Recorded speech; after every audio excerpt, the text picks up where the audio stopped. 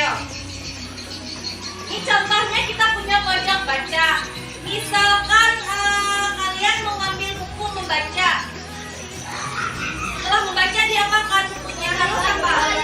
Dia harus dikembalikan ke tempat semula. Itu bagi tanggung jawab. Atau kalian sebelum meminjam barang orang lain, kalian harus apa?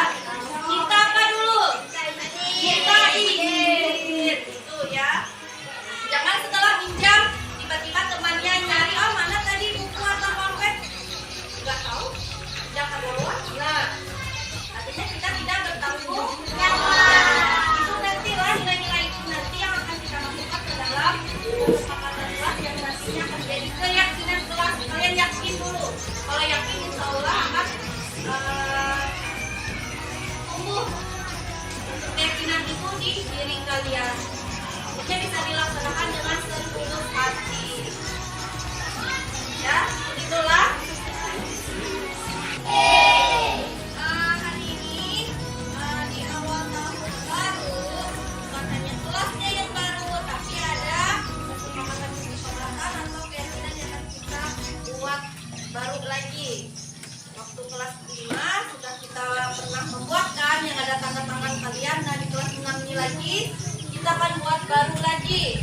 Nah, pada pertemuan sebelumnya Ibu sudah menjabarkan nilai-nilai kebajikan apa yang ada untuk kita membuat kesepakatan yang nantinya akan kalian yakini dan menjadi suatu menjadi keyakinan kelas.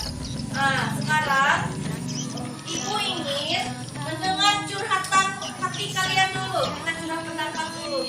Maunya kesepakatan apa yang ada di kelas kita ini supaya kelas kita ini nanti aman, nyaman, tertib, disiplin. Tentunya kalian akan nanti setelah meyakini suatu keyakinan di kelas, tugas kalian nanti akan mandiri, tanggung jawab dan lain-lain. Artinya bukan kehilangan tapi harus dilaksanakan atau dilakukan betul sekali. Oke, sebelum kita mulai curah pendapat nih, Ibu minta berdiri dulu semuanya. Kita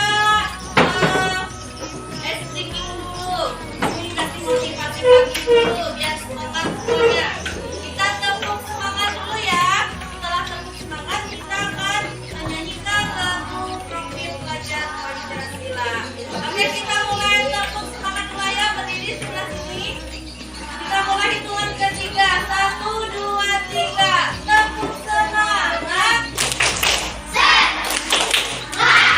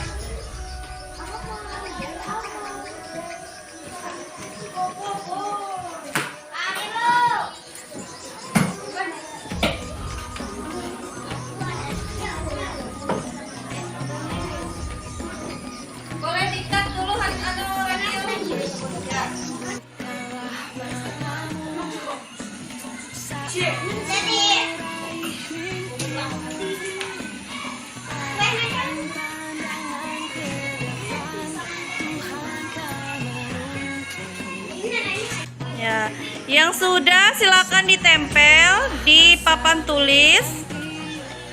Silakan. Silakan Musdalifah tempel.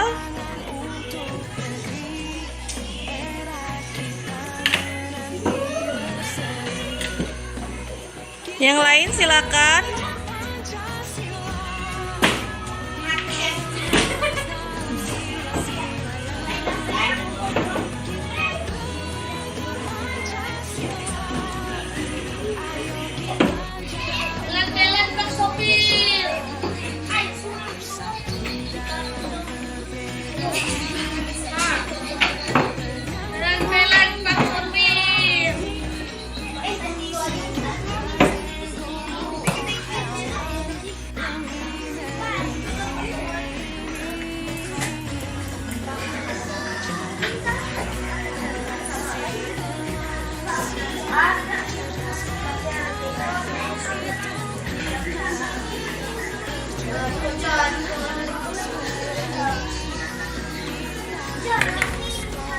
Ya, silakan ditempel.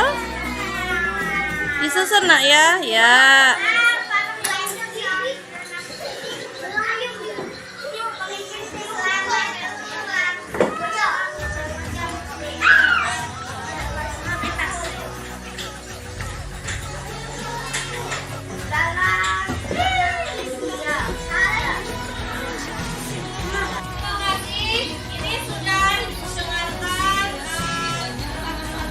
Kalian maunya kelasnya seperti apa?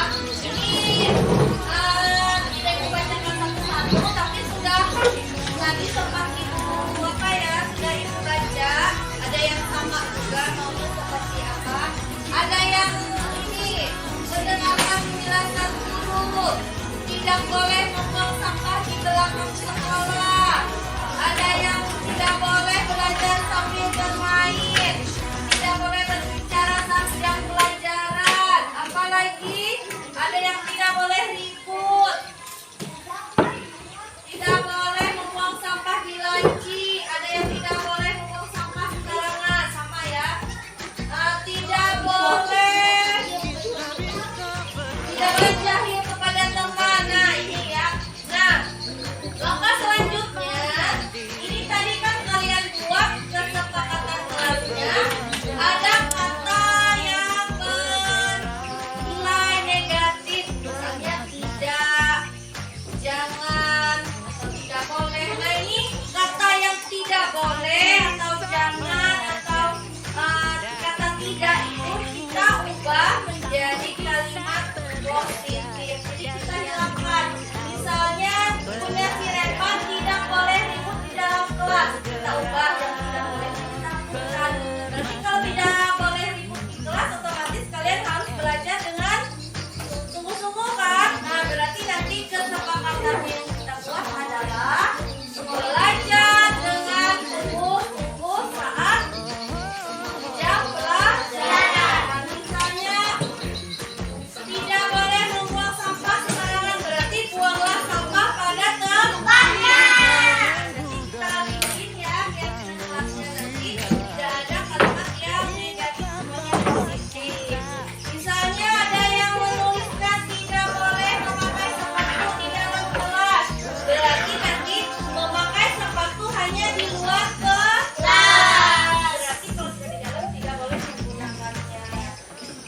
Nah dari kesepakatan ini setujulah semuanya sudah. Setuju. Ya berarti nanti kalau sudah setuju kita sepakat. Kita bikin keyakinan kelasnya dari yang kalian buat ini tadi. Ya bisa kalian ubah ya yang kata jangan atau tidak boleh, yang negatif itu kalian ubah jadi kalimat positif. Ingat tadi kesepakatan yang ditulis, ingat nggak? Berarti yang kata tidak atau jangan itu dihilangkan, ganti dengan yang positif kalimatnya. Misalnya tadi tidak boleh membuang sampah sembarangan, berarti diganti dengan buanglah sampah pada tempatnya. Sekarang coba ditulis lagi. Kalau selesai, itu yang akan jadi keyakinan kelas kita yang nanti akan kalian buat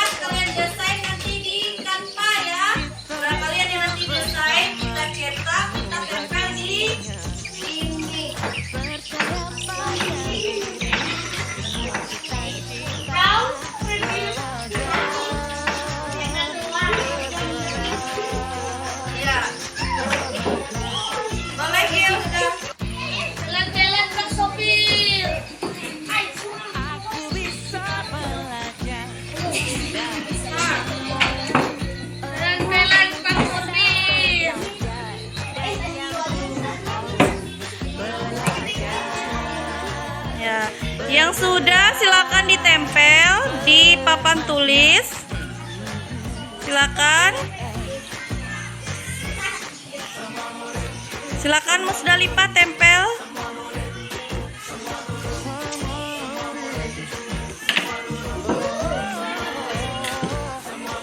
Yang lain silakan.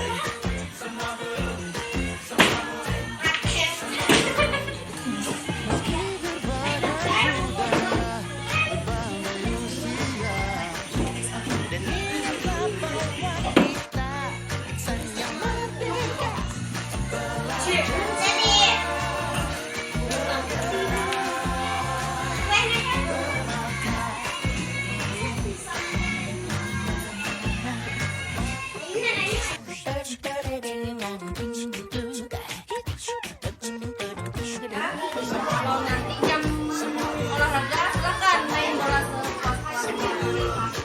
Kira-kira soal mulai ini gimana tuh nih? Dari kalian berdua nih yang salah ini. Apa mau tetap musuhan, diam-diaman atau yang mana baiknya? Seperti yang kita kelas kita kalau menghargai berarti apa? Kalau kelas kita berkelahi apa baiknya? Bermaafan, silakan maafkan dulu. Yang ikhlas ya. Ikhlas ya, jangan ulang lagi ya, jangan lanjut lagi. Silakan kembali ke tempat duduk. Kami tadi pagi Ibu dapat laporan dari Ibu Siti selaku guru mapel agama Islam bahwa kamu tidak mengumpulkan tugas yang diminta oleh Ibu Siti. Iya Bu, jadi saya tidak mengumpulkan tugas yang diminta oleh Bu Siti. Seingat kamu, berapa kali tugas yang belum kamu kumpulkan selama Ibu Siti mengajar? Kalau tidak salah ada 4 kali Bu. Wah, banyak sekali. Menurut kamu, apakah tindakan kamu itu suatu kesalahan atau bukan? Masalah Bu. Iya betul, itu tindakan yang salah. Melakukan kesalahan itu manusiawi. Tapi jika dilakukan secara berulang-ulang, berarti itu disengaja. Kalau boleh Ibu tahu, kenapa kamu sering tidak mengumpulkan tugas? Saya sering bercanda dan main-main Bu, tapi tidak mengerjakan tugas. Gitu. Padahal teman kamu yang lain masih bisa kok mengumpulkan tugas, tapi kenapa kamu malah tidak mengumpulkan tugas? Artinya teman kamu walau saat pembelajaran berlangsung sambil bicara atau bermain, tapi mereka tetap menyelesaikan tugas yang diberikan. Baiklah, sekarang kita akan cari cara untuk memperbaiki kesalahan kamu. Setuju? Setuju Bu. Baiklah, sekarang Ibu tanya, apa alasan kamu sering bicara dan main-main saat proses pembelajaran? Sering tidak paham dengan tugas yang dan malas menulis.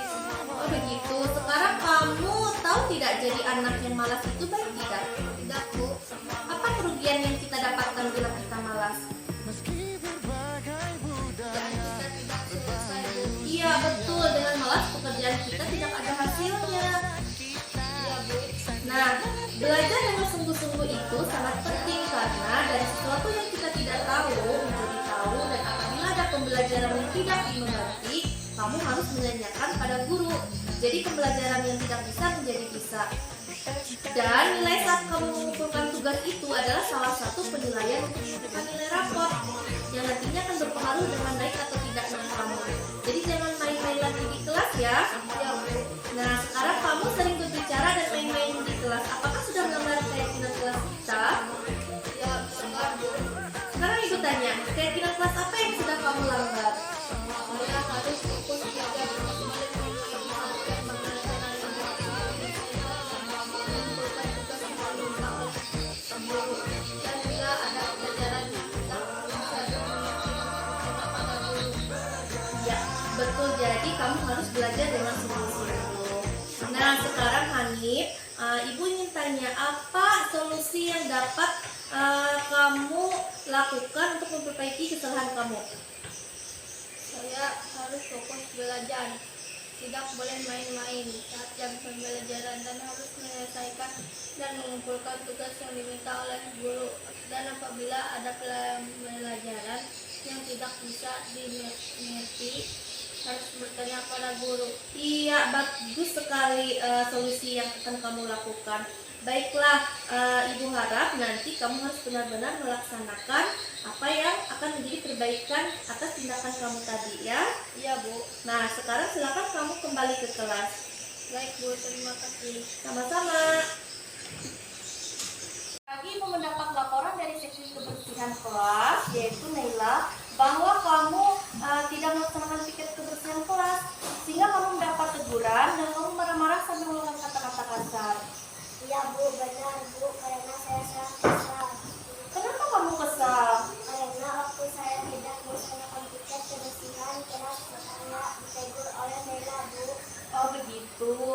Lalu apa yang kamu lakukan terhadap Naila ketika kamu mendapat teguran? Saya marah-marah dan mengeluarkan kata-kata kasar terhadap Naila Bu. Kalau begitu, Ibu boleh tahu nggak kata-kata kasar seperti apa yang sudah kamu ucapkan terhadap Naila? Saya cuma bilang dia bodoh, sama kerjaku Bu. Oh begitu. Tapi seandainya Ibu juga melihat kamu tidak melaksanakan tiket kebersihan kelas, pasti Ibu akan melakukan hal yang sama, yaitu akan menegur kamu. Karena tiket kebersihan kelas itu sudah menjadi tanggung jawab yang harus dilaksanakan di kelas. Nah, menurut kamu apa tugas seksi kebersihan kelas? Membantu melaksanakan tiket kebersihan Bu. Oh, iya betul sekali, yaitu memantau dan membantu pelaksanaan tiket kebersihan kelas. Sekarang Ibu tanya, apakah mengeluarkan kata-kata kasar itu merupakan sikap yang baik? Tidak Bu. Ya, betul, sangat tidak baik. Baiklah, sekarang kita coba pikirkan tindakan kamu tidak melaksanakan tiket kebersihan kelas dan marah-marah sampai mengucapkan kata-kata kasar. Apakah sudah sesuai dengan keyakinan kelas kita? Nah, jadi menurut kamu keyakinan kelas apa yang sudah kamu langgar? Di keyakinan kelas tertulis harus melaksanakan tiket kebersihan kelas dengan penuh tanggung jawab dan harus saling menghormati antara teman di kelas. Iya, betul, harus melaksanakan tiket kebersihan kelas dengan penuh tanggung jawab dan harus saling menghargai antar teman di kelas. Nah, apakah menurut kamu melaksanakan tanggung jawab dan menghargai teman kamu di kelas itu penting? Begitu. Iya, betul, melaksanakan tanggung jawab dan saling menghargai itu sangat penting sekali. Karena sebagai siswa, kamu harus taat dengan aturan yang sudah Ibu buat dan bertanggung jawab untuk melaksanakannya. Nah, menurut kamu, keyakinan apa yang harus kamu lakukan ketika mendapat teguran? Saya harus melaksanakan tiket kebersihan kelas dan penuh tanggung jawab dan saling menghargai antara teman di kelas. Dan apabila saya mendapatkan teguran saat lalai melaksanakan tugas, saya tidak boleh marah, apalagi saya sampai mengeluarkan kata-kata kasar terhadap ibu. Sudah menjadi tugas saksi kebersihan kelas untuk membantu pelaksanaan tiket kebersihan kelas. Betul, tindakan yang akan kamu lakukan sangat bagus sekali. Jadi, Ibu harap jangan ulangi lagi tindakan seperti itu di kelas ya. Baik Bu, saya mengerti. Baiklah, sekarang silakan kamu kembali ke kelas. Terima kasih Bu. Sama-sama.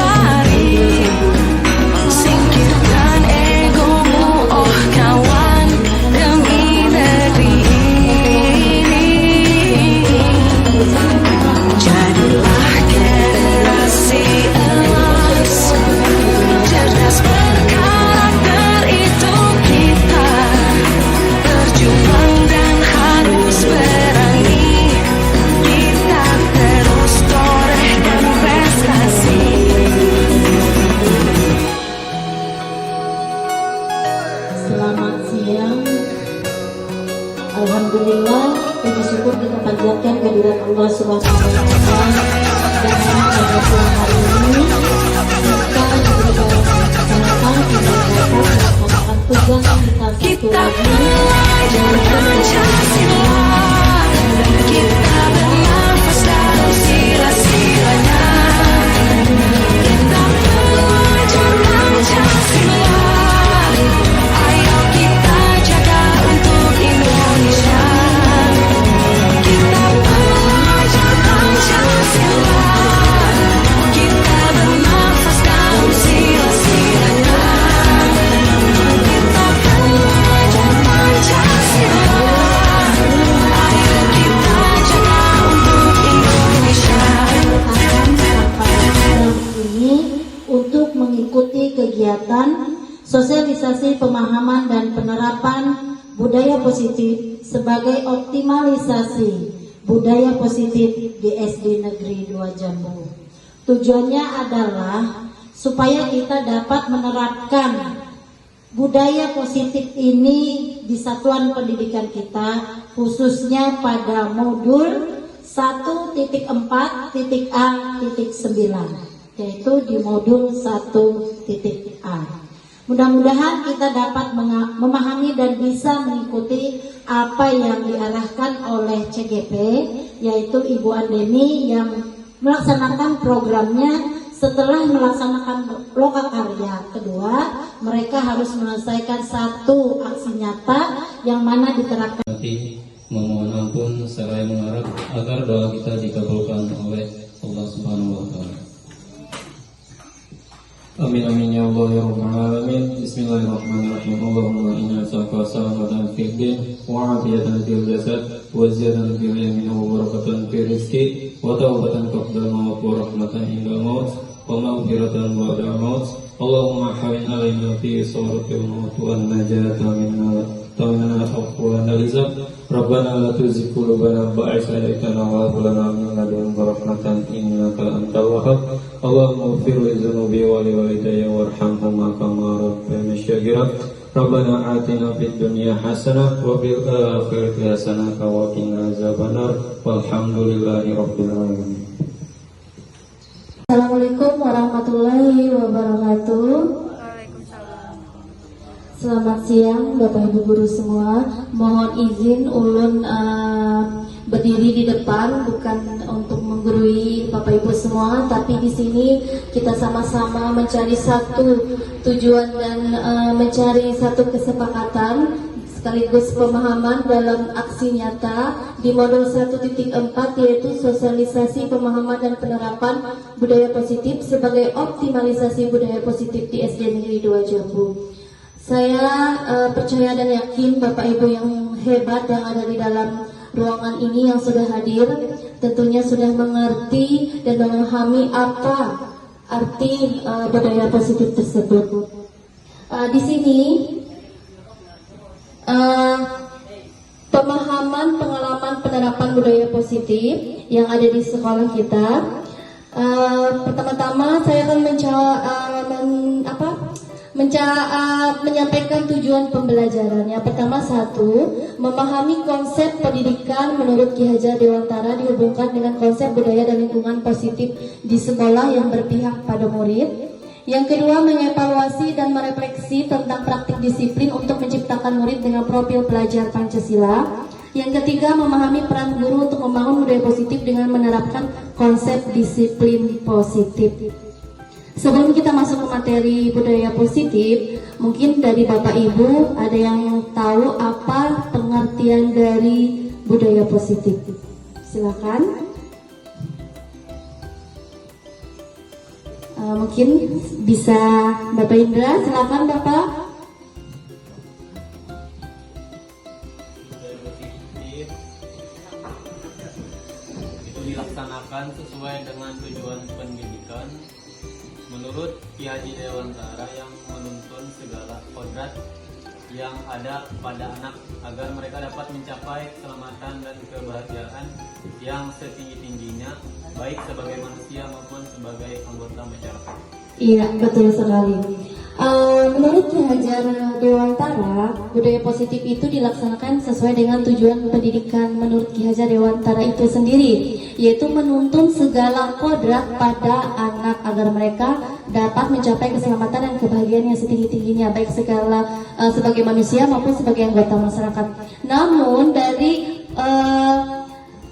budaya positif menurut Ki Hajar Dewantara ini ternyata kita ada sebuah ilusi atau pemikiran tentang peran kita sebagai guru. Ini yang di modul 1.4 ini ada seorang ilmuwan yang nanti akan saya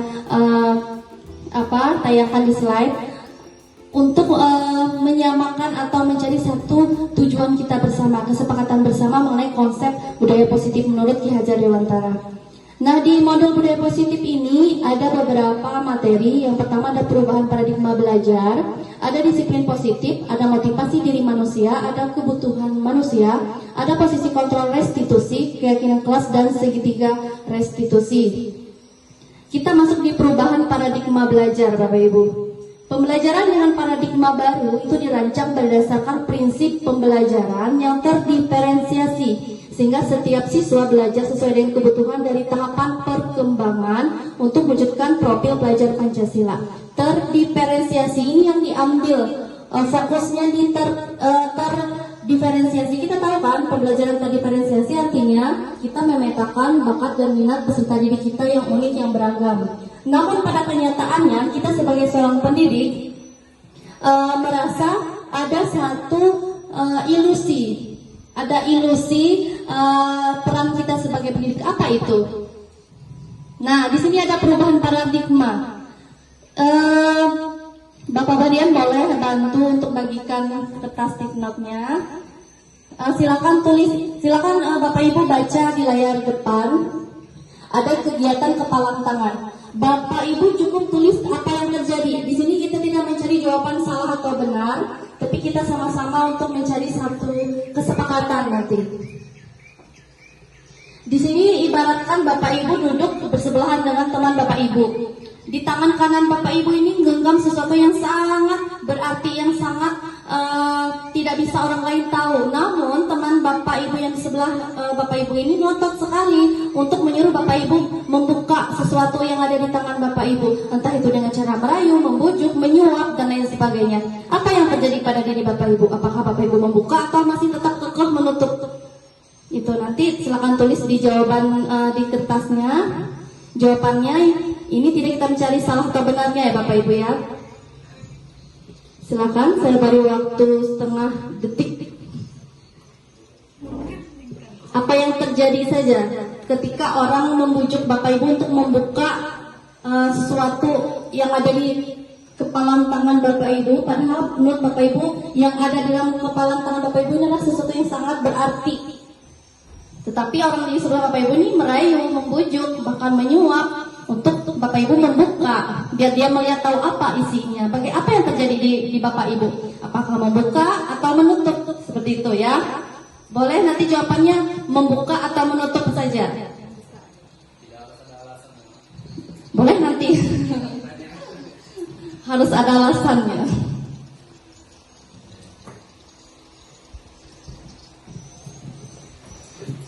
Oke. Jawabannya tetap simpan, nanti akan saya ambil ya Bapak Ibu. Kita akan tahu apa tanggapan Bapak Ibu mengenai kegiatan kepalan tangan tadi. Nah, ini tadi yang saya katakan, ada perubahan paradigma, artinya ilusi kita sebagai pendidik. Saya boleh tanya Bapak Bahdian, ilusi guru mengontrol murid, Bapak Bahdian kira-kira setuju atau tidak? Ilusi ini artinya kayak respon kita, kayak kita melihat atau memandang guru ini mengontrol murid. Benar apa tidak menurut Bapak? Benar. Kemudian ada ilusi bahwa kritik dan membuat orang merasa bersalah itu dapat menguatkan karakter. Menurut Ibu Tia, benar apa salah? Atau setuju atau tidak gitu aja? Setuju. Kemudian ada ilusi bahwa semua penguatan positif, efektif, dan bermanfaat. Ibu Sumirna? Setuju. Kemudian ada ilusi bahwa orang dewasa memiliki hak untuk memaksa. Bu Siti Zikia? Setuju kata Ibu Siti Zikia. Kita akan cari jawabannya. Nah, ini ya. Ternyata di teori kontrol yang ingin Bapak Ki Hajar Dewantara juga kita sebagai pendidik ini paham, ini sesungguhnya yang memiliki kontrol ini siapa sebenarnya? Di stimulus, tahu nggak arti stimulusnya apa? Sebuah rangsangan atau dorongan ya, rangsangan atau dorongan untuk menanggapi atau merespon sesuatu.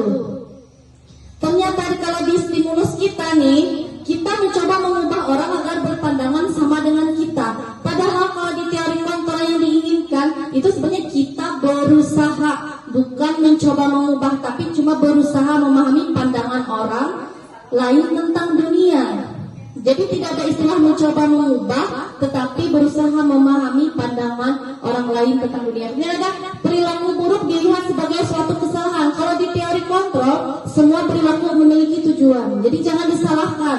Tapi kita lebih ke arahkan, nanti kita harus membuka pikiran kita bahwa setiap perilaku yang dilakukan, baik itu salah atau benar, itu memiliki tujuan. Kemudian orang lain bisa mengontrol saya. Ternyata di teori kontrol hanya Anda yang mengontrol diri Anda.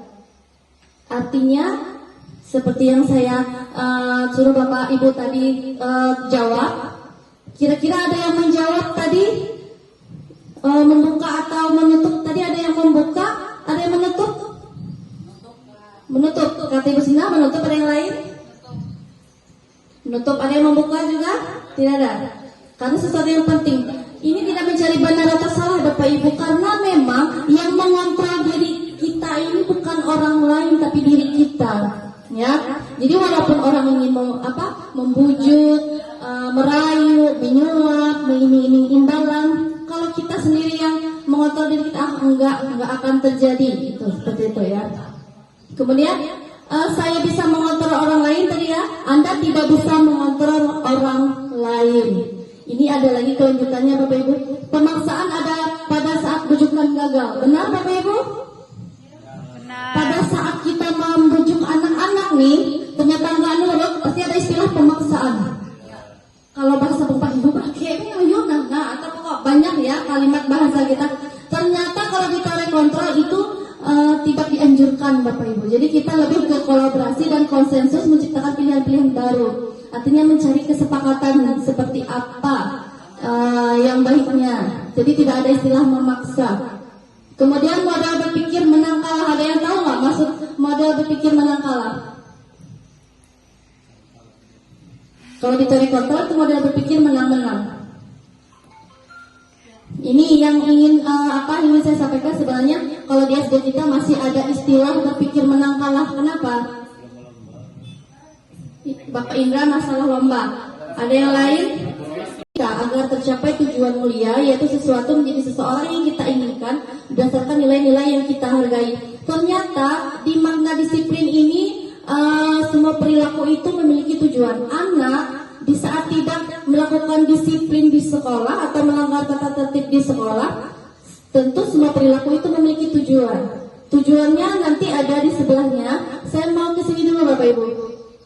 Di semua perilaku memiliki tujuan itu ada teori motivasi yang terdiri dari 3 untuk menghindari hukuman. Apa benar apa betul Bapak Ibu? Kadang anak menuruti kita karena takut dihukum. Benar ya? Kemudian ada untuk mendapatkan imbalan. Benar Bapak Ibu? Benar. Kadang anak-anak aku tuh harus ingin 1, 2 hadiah. Artinya karena iming-iming tadi. Kemudian ada untuk menghargai diri sendiri. Benar? Itu benar. Nah, di dalam teori motivasi ini sebenarnya yang ingin ditekankan adalah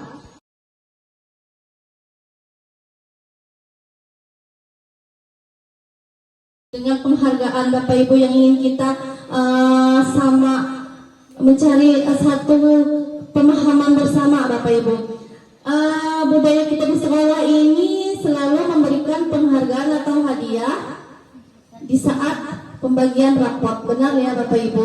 Ternyata itu tidak dilarang, tetapi tidak dianjurkan. Dari kalimat itu mungkin kita bisa pahami sendiri. Tidak dilarang, tapi tidak dianjurkan. Kenapa? Kayak kita nih di IKM, implementasi kurikulum mereka, kita tahu anak itu memiliki bakat minat mereka yang unik, yang beragam. sampai kita mengelompokkan mereka pembelajaran terdiferensiasi. Tapi kok kenapa kasih penghargaannya cuma untuk yang berprestasi? Itu nanti ada muncul banyak sekali hal-hal negatif. Makanya bukan lagi dikasih penghargaan, tapi lebih ke apresiasi atau pengakuan. Karena akan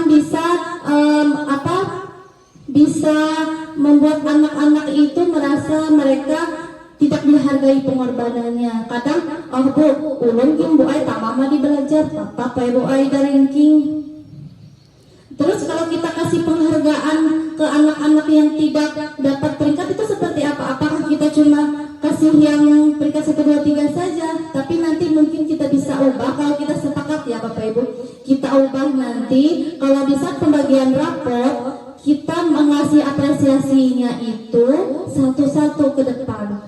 Kita ambil mana bagian positif dari mereka, jangan langsung nilaimu tuh rendah, nilainya kali tidak. Ambil, karena setiap anak walaupun nilainya tidak bagus, tapi tetap ada banyak yang bisa kita ambil dari kebaikan dari mereka. Misalnya bisa kita dalam bentuk simpati, empati dengan pekerjaan mereka, dengan dia menghargai ke teman-temannya, menolong guru-gurunya.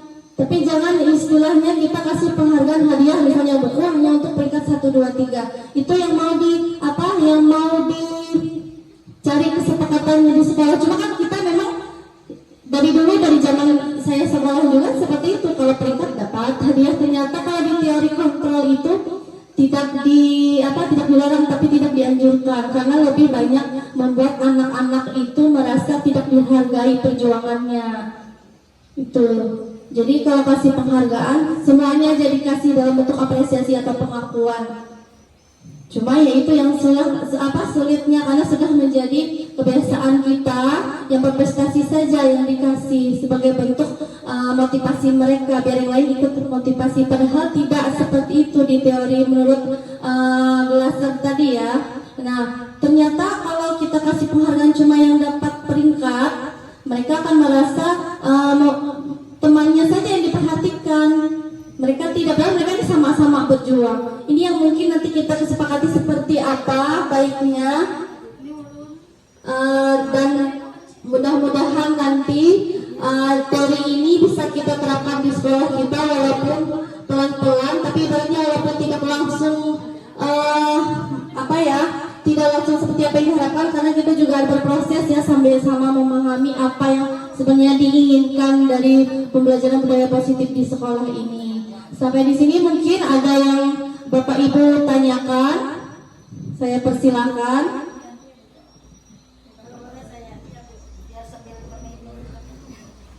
Dari atas, dari slide ketiga, kalau tidak salah tadi. Ya, sip. Mana tuh? Lain sih. Lagi. Yang lain ada apa? Slide berapa? Baik, terima kasih. Saya mau ambil ini sebab ini salah satu figur manajer yang akan diambil untuk kepemimpinan di satuan pendidikan. Ini adalah salah satu ulun janji bu ay kada ini lagi kada itu lagi. Nah jadi itu yang maksudnya di posisi manajer Bapak Ibu. Jadi saat anak melakukan kesalahan, kita usahakan jangan langsung memponis, jangan langsung kasih hukuman dan sebagainya, tapi kita lebih cari tahu apa permasalahannya, kemudian suruh mereka yang menyelesaikan sendiri solusi dari mereka. Mereka sendiri yang cari solusi, mereka sendiri yang melaksanakan solusi tersebut, seperti itu. Namun di setiap posisi kontrol, segitiga restitusi, di teori motivasi tentunya yang lahir motivasi ini pasti dari dalam diri, ada juga yang dari luar. Kalau dia dari luar itu dinamakan motivasi ekstrinsik. Ini yang susah. Walaupun kita 10-100 peraturan di sekolah, kita ambil satu kesepakatan. Tapi ingat ya Bapak Ibu, keyakinan kelas itu tidak ada kata negatif. Kalau ada kata negatif langsung diubah ke positif. Misalnya, jangan membuang sampah sembarangan di kelas. Kata jangan itu dihilangkan, ganti aja. Jagalah kebersihan. Atau misalnya, tidak boleh memakai sepatu dalam ruangan, ganti aja kata jangan. Pakai pakailah sepatu di luar ruangan. Otomatis mereka akan paham, oh memakainya cuma di luar, tidak dalam kelas. Jadi hindari kata negatif di dalam keyakinan kelas. Kadang saya juga bisa salah Bapak Ibu. Masih ada kata tidak boleh, jangan. Ternyata kalau di keyakinan kelas itu kita ubah kata negatifnya itu jadi kata positif. Nah setelah dapat keyakinan kelas, baru kita tindak lanjuti lagi ke anak, kita refleksi lagi ke anak. Kira-kira kalau misalnya dapat 10 keyakinan kelas, setuju tidak semuanya? Setuju, kalau setuju oke. Baru jadi kesepakatannya yang nanti ditandatangani oleh guru wali kelasnya sama murid-muridnya di samping poin-poin keyakinan kelasnya. Seperti itu Bapak Ibu ya. Kemudian ini yang lebih penting juga Bapak Ibu, ada 5 posisi kontrol kita seorang pendidik. Kira-kira Bapak Ibu ada di bagian mana? Ada di penghukum, pembuat rasa bersalah, teman, pemantau, atau manajer? Ada di mana posisi kontrol Bapak Ibu? 3. Bu Depi? Apa Ibu Depi ini kan sudah berapa tahun Bu Depi jadi guru? 4 tahun. Kira-kira 5 posisi kontrol ini? 3 tahun. Ada yang mana? Bagian poinnya mana? Ada di bagian penghukum? Boleh semua? Boleh. Semua? Pernah semua? Tergantung situasi. Oke, boleh tanya Bu Depi dulu ya. Semuanya dari 5 posisi pernah dialami? Pernah. Kalau pernah misalnya boleh berbagi Bu Depi, mau yang penghukum, berbuat rasa bersalah, teman, pemantau, manajer. Bisa dijelaskan sedikit Bu Depi? Boleh.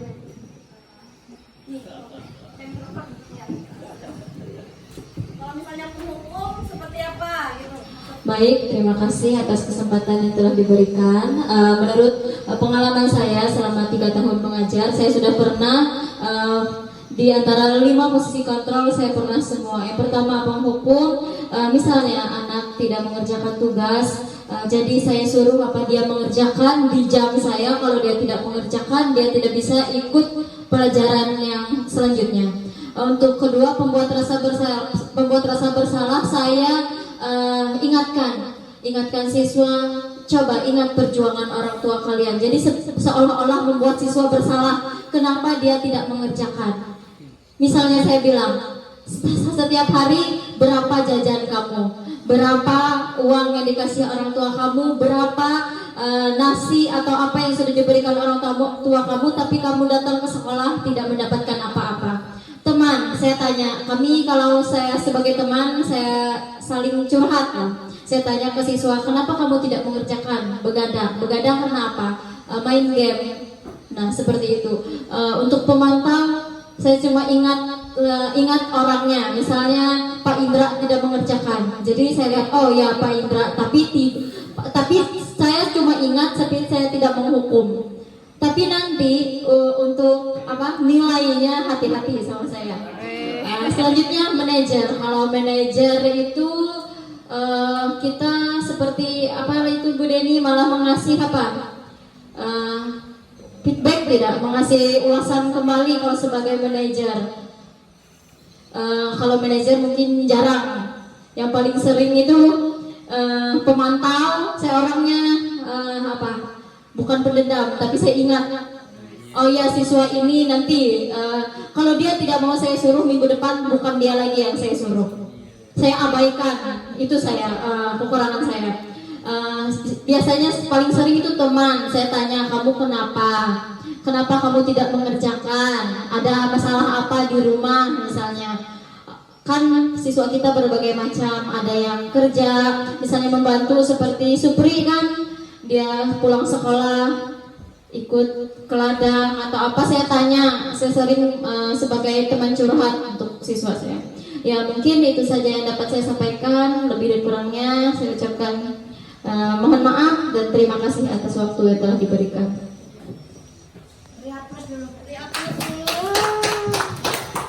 Terima kasih Bu Depi, benar sekali ya. Di 5 posisi kontrol ini tentu kita sudah pernah mengalaminya. Kalau menurut Bapak Ibu yang paling idealnya posisi kontrol nomor berapa? Paling ideal nih? Teman ya. Tapi ternyata di teori kontrol menurut William Glasser ternyata yang paling ideal itu manajer ternyata. Ya, kalau kita di bagian penghukum pembuat rasa bersalah itu sudah masuk identitas gagal katanya. Kemarin waktu coaching juga saya sempat jawab ini, pembuat rasa bersalah. Kenapa Bu? Pembuat rasa bersalah biar anak itu kalau melakukan kesalahan, dia mengakui kesalahannya, menyadari dia salah, ternyata di bagian identitas gagal katanya. Kenapa? Karena berhubungan dengan fisik anak. Anak kadang merasa bersalah, artinya mereka membuat diri mereka tidak percaya diri, jadi takut, jadi apa? Jadi lebih ke manajer. Kenapa manajer? Karena manajer ini saat anak melakukan kesalahan, yang pertama ini nanti untuk menyelesaikan segala permasalahan dia masuk di segitiga restitusi. Ternyata Bapak Ibu, apa sih segitiga restitusi? Ada 3. Karena bentuk segitiga ada 3 tahapan. Jadi yang seperti pernah saya share di grup waktu Assalamualaikum warahmatullahi wabarakatuh. Perkenalkan, nama saya Nora Alia Ratnianti SPD. Di sini saya sebagai rekan sejawatnya Ibu Andini Purwasi SPD. Setelah Ibu Andini tadi telah bersosialisasi tentang budaya positif, jadi saya juga mendapatkan pemahaman tentang budaya positif itu sendiri. Jadi semoga juga saya bisa menerapkannya pada kelas saya, karena saya juga sebagai wali kelas 1. Mungkin itu saja. Terima kasih. Wassalamualaikum warahmatullahi wabarakatuh. Sukses selalu untuk Ibu Andeni.